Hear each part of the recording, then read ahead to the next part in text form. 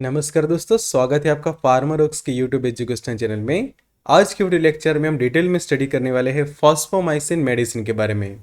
तो ये जो मेडिकेशन है वो खासकर ब्लेडर इन्फेक्शंस को ठीक करने के लिए यूज़ की जाती है, कि जिसको हम सिस्टाइटिस कहते हैं या फिर उसको लोअर यूरिनरी ट्रैक इन्फेक्शंस कहा जाता है। तो इसको ठीक करने के लिए फॉस्फोमाइसिन मेडिकेशन जो है वो यूज़ की जाती है। तो उसके बारे में डिटेल में जानेंगे आज के लेक्चर में कि किस तरह से ये मेडिकेशन अपना काम करती है, कितने डोज में उसको लेना होता है, उसके साइड इफ़ेक्ट्स वगैरह क्या हो सकती है।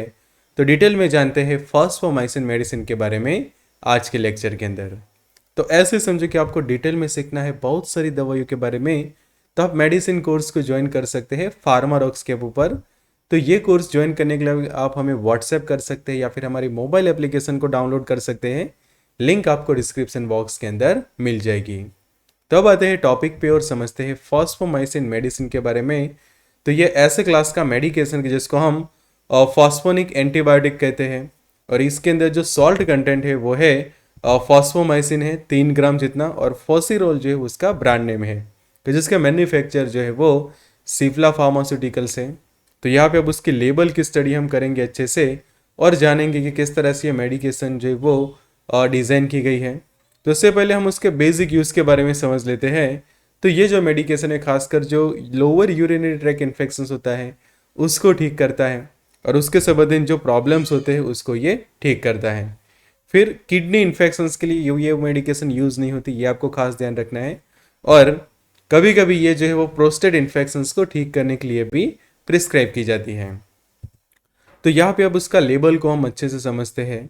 तो एक जो सचेट होता है कि ये जो पाउडर होता है, सबसे पहले आपको ये मैं बता दूँ कि ये जो मेडिकेशन जो है वो टैबलेट नहीं है, ना ही कोई इंजेक्शंस वगैरह है। ये पाउडर है कि जैसे ग्लूकोज का पाउडर आप पानी में डाल के पीते हैं, उसी तरह से ये पाउडर को भी पानी में डालना होता है, और उससे जो सॉल्यूशन तैयार होता है वो पेशेंट को जो है वो पीना होता है।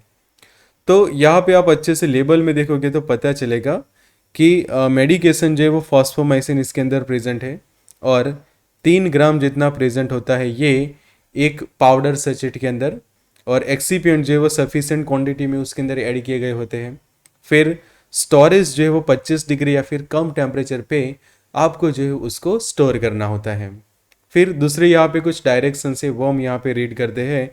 तो यहाँ पे मैन्युफैक्चर की डिटेल आ गई कि सिप्ला जो है उसके मैन्युफैक्चर है सिप्ला फार्मास्यूटिकल। टोटल पाउडर जो है वो 8 ग्राम जितना होता है, जिसमें से मेडिकेशन जो है वो 3 ग्राम है, और बाकी जो है वो एक्सीपिएंट्स होते हैं सफिशेंट क्वांटिटी में 5 ग्राम जितने। फिर स्टोरेज यहाँ पे दिया है कि 25 डिग्री या फिर कम टेम्परेचर पे स्टोर करना है, बच्चों से दूर रखना है उसे, और शेड्यूल एज ड्रग होने के कारण जब भी उसको रिटेल में बेचा जाता है तो प्रॉपर प्रिस्क्रिप्शन के साथ ही उसको बेचनी होती है। फिर यहाँ पे डायरेक्शन दी गई है कि कैसे पेशेंट जो है उसको यूज़ करे। तो वो डायरेक्शन को अब हम यहाँ पे समझते हैं। तो सबसे पहले क्या लिखा है कि ये जो पाउडर जो है वो ओरली लिया जाता है। फिर दूसरी कंडीशन कि आप खाना खाने के बाद या फिर खाना खाने से पहले ले सकते हैं विथ और विदाउट फूड, बट इसमें कंडीशन ये होती है कि खासकर एम्प्टी स्टमक में आप ले सकते हैं उसको। और ये जो पाउडर है कि जो 3 ग्राम मेडिकेशन है और 8 ग्राम जो टोटल पाउडर है, वो जो है वो आपको 90 से लेकर 120 ml जितना पानी लेना होता है, और उसके अंदर ये पाउडर को डाल के अच्छे से जो है वो डिज़ोल्व कर लेना होता है। पर ध्यान ये रखना है कि यहाँ पे गर्म पानी जो है वो नहीं लेना है, और जैसे ही आप उसका सॉल्यूशन बनाते हैं तुरंत आपको जो है वो पी लेना होता है। और ये लेने से पहले अच्छे से आपको जो है वो मिक्स करना होता है ये पाउडर को, और उसके बाद जो है वो आप पी सकते हैं। तो अब उसके यूज़ समझ लेते हैं डिटेल में अच्छे से। तो लोअर यूटीआई को ठीक करता है, कि जिसको हम सिस्टाइटिस कहते हैं या फिर ब्लेडर इन्फेक्शन कहते हैं। पेनफुल यूरिनेशन मतलब कि जब भी आप पेशाब करने जाते हैं आपको जलन होती है, काफ़ी बर्निंग सेंसेशन फील होता है जब भी आप यूरिन करते हैं, बार बार पेशाब के लिए आपको जाना पड़ता है जिसको हम फ्रीक्वेंट यूरिनेशन कहते हैं। उसके अलावा जो एब्डोमिनल पेन होता है या फिर प्रोस्टेट में इन्फेक्शन होता है। तो ये सभी कंडीशंस को ठीक करने के लिए ये मेडिकेशन जो है वो यूज़ की जाती है। तो ब्लेडर इन्फेक्शन में आप देखो तो क्या होता है, यहाँ पे कुछ सिम्टम्स है कि जैसे यूरिन का कलर चेंज हो जाता है, मडी यूरिन हो जाता है, मतलब कि डार्क कलर का यूरिन हो जाता है। यूरिन के अंदर जो है वो ब्लड आता है, फ्रीक्वेंट यूरिनेशन मतलब कि बार बार पेशाब करने जाना पड़ता है, बुखार आता है पेशेंट को, यूरिन में से जो है वो खराब स्मेल आती है, एब्डोमिनल पेन होता है, अच्छा फील नहीं करते आप, और बर्निंग होता है जब भी आप यूरिनेशन के लिए जाते हैं। तो ये सभी कंडीशंस को ठीक करेगा ये हमारा फॉस्फोमाइसिन मेडिकेशन। कि स्पेशली जो क्या होता है कि जो हमारा मूत्राशय होता है, कि जिसको हम ब्लेडर कहते हैं, कि जहाँ पे पेशाब जो है वो जमा होता है, और यह जमा हुआ पेशाब यूरेथ्रा के थ्रू हमारे शरीर में से बाहर निकल जाता है। पर जो पैथोजेंस होते हैं बैक्टीरिया, उसमें भी खासकर ये ई कोलाई बैक्टीरिया है, उसके कारण समझे कि आपको इन्फेक्शन हुआ है। तो ये बैक्टीरिया क्या करते हैं, स्पेशली आपके लोअर यूरिनरी ट्रैक्ट, स्पेशली ये जो ब्लेडर का जो एरिया है वहाँ पे इन्फेक्शंस करते हैं, वहाँ पे जो है वो सूजन आ जाती है, और वो सूजन के कारण जो है वो आपको यूरिनेशन के कारण दर्द होता है, बार बार आपको पेशाब करने के लिए जाना पड़ता है, और जलन भी होती है कि जब भी आप यूरिन करने जाते हैं। तो ये कंडीशंस को ठीक करने के लिए फॉस्फोमाइसिन मेडिकेशन जो है वो प्रिस्क्राइब की जाती है। तो उसके डोज के बारे में हम समझे तो कितने डोज में आप उसको ले सकते हैं। तो ब्लेडर इन्फेक्शन के लिए जो उसका डोज होता है, कि जिसको हम एक्यूट सिस्टाइटिस कहते हैं, तो 3 ग्राम जितना ये पाउडर आपको लेना होता है, और सिंगल डोज रहता है ये, और सिर्फ एक ही बार आपको ये लेना होता है। तो यहाँ पे जो आप देख रहे हैं कि फॉस्फोमाइसिन का ये जो पाउडर है, ये जो सजेस्ट है वो आपको 90 से लेकर 120 ml जितने पानी में डालना होता है, और वो पानी को अच्छे से मिक्स कर लेना होता है, और मिक्स करने के बाद तुरंत आपको ये जो लेना होता है, और ये एक ही बार लेना होता है, सिंगल डोज। और रिपीट डोज आप तभी करोगे कि जब आपके डॉक्टर या फिर फार्मासिस्ट आपको सजेस्ट करते हैं। फिर बात करते हैं मल्टी ड्रग रेजिस्टेंस यूटीआई की। तो उसमें ये जो डोज रहेगा 3 ग्राम हर 2 या 3 दिन पे आप ले सकते हैं, और टोटल 3 डोज जो है उसके लेने होते हैं। तो किस तरह से मैं आपको समझा देता हूँ कि आपको मल्टी ड्रग रेजिस्टेंस मतलब कि किसी और दवाई से आपका यूरिनरी ट्रैक इन्फेक्शन ठीक नहीं हो रहा है, तो ऐसे कंडीशन में ये मेडिकेशन से जब इसको ठीक करना है, तो आप क्या करते हो कि हर 2 या 3 दिन पे, तो हम मान लो कि हम हर 3 दिन पे लेते हैं ये मेडिकेशन, तो समझो कि आप 10 तारीख को ये मेडिकेशन लेते हैं, तो उसके एग्जैक्ट 3 दिन बाद, मतलब कि आप 13 या फिर 14 तारीख को ये मेडिकेशन लेते हैं, कि 3 दिन एग्जैक्ट गुजर जाते हैं, उसके बाद चौथे दिन पे आप ये मेडिकेशन लेते हैं, फिर उसके बाद 18 तारीख को लेते हैं। तो इस तरह से प्रॉपर टाइम इंटरवल पे ये मेडिकेशन आप लेते हो, और 3 डोज ही लेना है। तो पहला डोज आपने 10 तारीख को ले लिया, दूसरा 14 तारीख को, और तीसरा 18 को। तो इस तरह से 3 डोज आपकी हो जाएगी मल्टी ड्रग रेजिस्टेंस यूटीआई के अंदर। फिर बात करते हैं प्रोस्टेट इन्फेक्शन की, जिसके अंदर जो प्रोस्टेट में सूजन आ जाती है, तो उसको ठीक करने के लिए भी यह प्रिस्क्राइब किया जाता है। तो ऐसे कंडीशन में क्या किया जाता है कि ये मेडिकेशन जो है वो 1 वीक तक ले जाती है, और हर दिन 3 ग्राम जितना ये पाउडर जो है वो पेशेंट लेते हैं।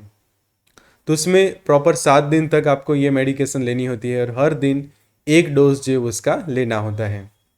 अब बात करते हैं कि कैसे लेना है या फिर कब लेना है। तो खासकर एम्प्टी स्टमक में लेना है, मतलब कि जब आपके पेट में कुछ खाना ना हो, ऐसी कंडीशन में ये मेडिकेशन लेनी होती है। जैसे कि खाना खाने के 1 घंटे पहले आप ले सकते हैं, कि अगर आप खाना खाने का टाइम समझो कि आपका 12 बजे का है, तो आप ये मेडिकेशन जो है वो 11 बजे ले लीजिए, या फिर खाना खाने के 2 घंटे बाद, मतलब कि आपने समझो कि 12 बजे आपने खाना खा लिया है, तो उसके 2 घंटे बाद, मतलब कि 2 बजे के आसपास ये मेडिकेशन ले सकते हैं, या फिर खाना खाने से पहले आप 11 बजे उसको ले लेते हैं। तो इस तरह से जो है वो ये मेडिकेशन लेनी होती है। फिर बात करते हैं कि अगर आप रात को लेते हैं तो किस तरह से लेना होता है, कि सोते समय आप लेते हैं, और ख़ासकर ये रखना है कि आपका ब्लेडर जो है वो खाली हो। ऐसे कंडीशन मतलब कि आप यूरिन करने के लिए जाते हैं, और यूरिन करके आने के बाद सोने से पहले आप ये मेडिकेशन को ले सकते हैं। और ध्यान ये रखना है दूसरा, कि जब भी आप ये मेडिकेशन ले रहे हैं, तो उस समय के दौरान आपको पानी जो है वो ज़्यादा पीना है, कि जिससे अच्छे से ये मेडिकेशन जो है वो अपना काम कर सके।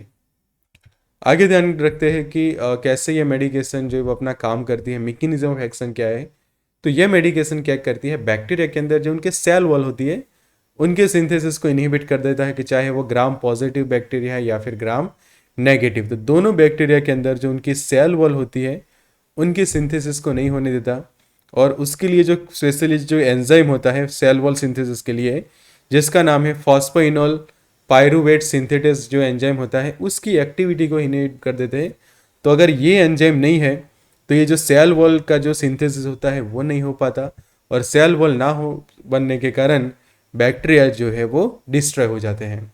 तो डायग्राम में आप समझोगे तो और ज़्यादा अच्छे से समझ में आएगा कि बैक्टीरिया जो अपनी सेल वॉल बनाते हैं कि जो पेप्टिडोग्लाइकेन की बनती है, तो वो सेल वॉल बनने के लिए पूरा एक प्रोसेस का पाथवे होता है कि जो यहाँ पे एक पाथवे दिख रहे हैं कि ये पेप्टिडोग्लाइकेन और उसके प्रीकर्सर्स के थ्रू आगे सेल वॉल बनती है और सेल वॉल के कारण सेल की ग्रोथ होती है। पर जब ये हमारा मेडिकेशन फॉस्फोमाइसिन जो है वो यहाँ पे इन्वॉल्व होती है, तो क्या होता है कि आगे जो पेप्टिडोग्लाइकेन जो है वो नहीं बन पाता, और पेप्टिडोग्लाइकेन ना बनने के कारण ये जो सेल वॉल जो है उसका सिंथेसिस नहीं हो पाता, और बैक्टीरियन सेल जो है वो अच्छे से अपना काम नहीं कर पाता और वो डिस्ट्रॉय हो जाता है या फिर सेल डेथ हो जाती है। तो जो बिना मेडिकेशन के सेल ग्रोथ होती थी वो मेडिकेशन लेने के बाद सेल डेथ हो जाती, जिसके कारण ये मेडिकेशन लेने के बाद आपका इन्फेक्शन जो है वो धीरे धीरे ठीक हो जाता है। अब बात करते हैं ये मेडिकेशंस के कुछ साइड इफ़ेक्ट्स की। तो सबसे पहले ये मेडिकेशन जो है वो क्या करती है कि आपको नोज़िया वॉमिटिंग करवा सकती है, मतलब कि उल्टी हो सकती है, जी घबरा सकता है, सिर दर्द जैसा कुछ लोगों को फील करते हैं, कुछ लोगों को रैसेस हो जाते हैं, एनोरेक्सिया मतलब कि खाना खाने का मन ना होना, भूख कम हो जाना, कुछ लोगों को डायरिया हो जाते हैं, गैस्ट्रिक इरिटेशन फील करते हैं कुछ लोग, या फिर वजाइनल इन्फ्लेमेशन। तो गैस्ट्रिक इरिटेशन में कई बार क्या हो जाता है, एसिडिटी जैसा आप फील करते हैं, या फिर खट्टी डकारें आती लगती है, पेट में गैस बनी है ऐसा फील होता है। तो ऐसे कंडीशन में पेशेंट जो है वो एंटासिड कोई मेडिकेशन ले सकता है कि जिससे एसिडिटी या फिर ब्लोटिंग के प्रॉब्लम सॉल्व हो जाए। आगे बात करते हैं उसके कुछ वार्निंग्स की। तो सबसे पहले वार्निंग ये है कि अगर आपको ये मेडिकेशन की एलर्जी है तो उसको यूज़ नहीं करना है, मतलब कि किसी लोगों को हाइपर सेंसिटिविटी हो जाती है ये मेडिकेशन के लिए, बाद एलर्जिक रिएक्शंस हो जाती है, तो ऐसे कंडीशन में ये मेडिकेशन को नहीं लेते।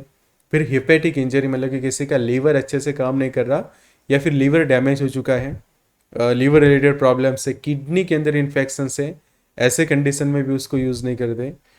फिर अब आगे बात करते हैं प्रेगनेंसी के दौरान। तो प्रेगनेंसी कैटेगरी उसकी बी है, तो ये जो मेडिकेशन है वो क्वाइट सेफ कह सकते हैं हम प्रेगनेंसी के दौरान।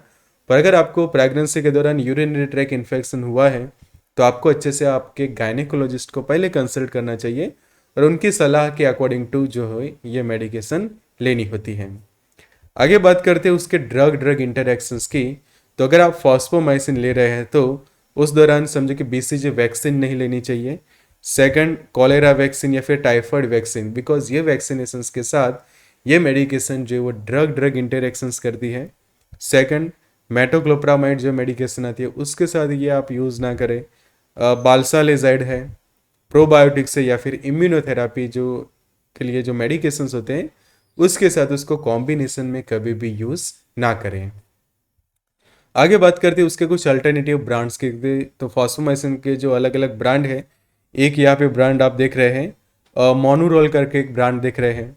फिर फॉसिडल करके आप ये प्रोडक्ट देख रहे हैं कि जो डॉक्टर रेड्डीज लेबोरेटरी उसको मैन्युफैक्चर करते हैं। तीसरा जो आप देख रहे हैं नोवेफॉस करके आप देख रहे हैं कि जो सन फार्मा उसके मैन्युफैक्चर हैं।